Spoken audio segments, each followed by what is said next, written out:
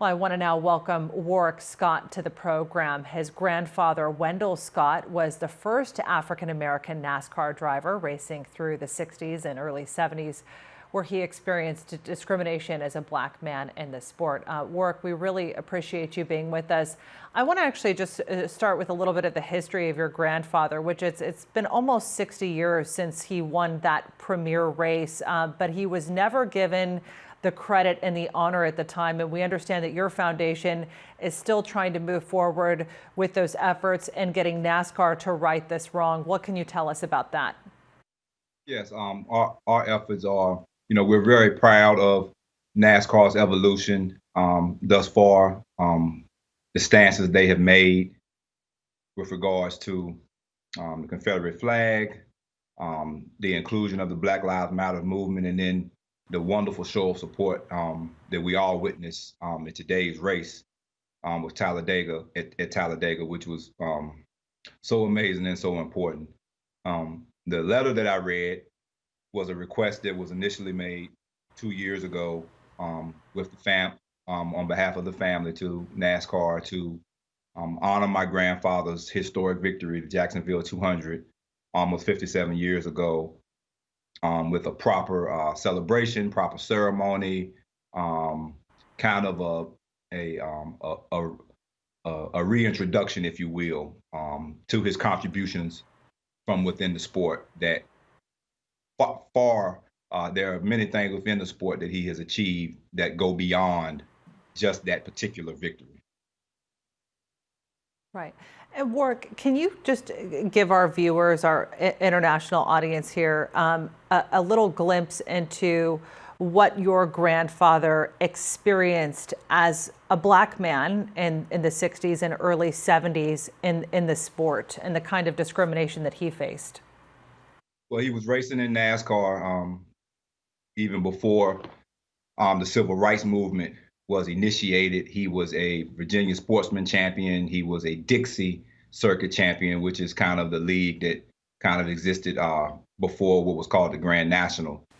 He raced in 495 career races. He had 147 top 10 finishes. In 1966, he finished third in all of NASCAR as a car owner in point standings, just to name a few distinctions. However, all of these things were achieved without the benefit of sponsorship. He was running against factory-backed cars. He was running against the industries and motorsports that were backing other drivers and were not backing him because of the color of his skin, and then the obvious danger that he faced traveling throughout the Jim Crow South primarily, and being with his sons who served as his pit crew. They were always in danger, enduring threats from everyone from the Ku Klux Klan to being my grandfather was poisoned once at a racetrack. They would cut his tires from the inside with the hopes that his tires would blow out while he was qualifying. So these type of tactics were applied to my grandfather way back when. So when the noose was found in Bubba's trailer, it was disheartening because we're in 2020 and he has been in the sport so long. He started in the sport as a young man, and he's evolving into a dynamic leader in our community. And we like to think that Wendell Scott's legacy laid the ultimate bridge for diversity that he was able to walk on as he entered the sport. That image there that we see, I mean, that's powerful right there. That's powerful. And, Yeah. and it has to feel good, growing up at the NASCAR tracks. There in the past, there has always been kind of a weird divide. If you saw black people at the race, it was, it was kind of an ostracizing kind of moment that you may feel, the emotion that he's sharing right there at that moment. We Warrick, I just want to interject just one quick question, because we have time to fit one more quick one in. Something that your father is reported to have said is that one of his father's favorite, your grandfather's favorite sayings was, "When it's too tough for everybody else, it's just right for me." Right now, when you look at the direction that NASCAR has been moving in with finally banning the Confederate flag, But then you still see these instances, as you were just speaking about with Bubba in the news that he found, and also just the Confederate flag flyover. I mean, how do you, is NASCAR doing enough right now? And obviously you see a huge support there for Bubba, which is, you know, it's something that really propels this whole movement forward. But I guess what else needs to be done right now to right a history of so many wrongs? And again, you put it perfectly, we're still in 2020 and this is happening.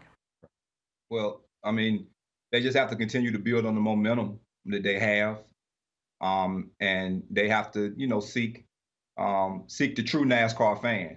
The true NASCAR fan isn't interested in racism. The true NASCAR fan is interested in equality, and being able to, you know, dial in and watch races, you know, from a family aspect, and not have to discuss things that have provided racial atrocities on behalf of African Americans.